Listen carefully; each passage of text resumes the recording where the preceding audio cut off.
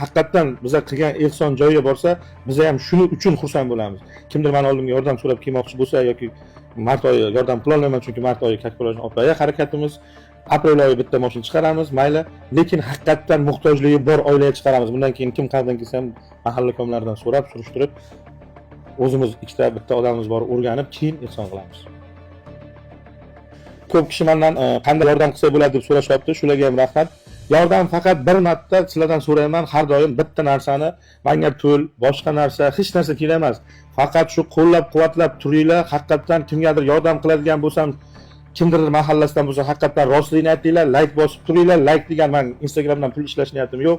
Shu like bo'lib, duoga bo'lib turib, shu qo'llab-quvvatlab tursanglar, men ishlagan hattoki hamma pulimni o'zi 500 ming 1 million qo'yib sotsam, yig'ib roziman ehson qilishga. Osiyo Avtokredit har doim xalq uchun ishlab kelganmiz, boshidan hech kimni aldamasi.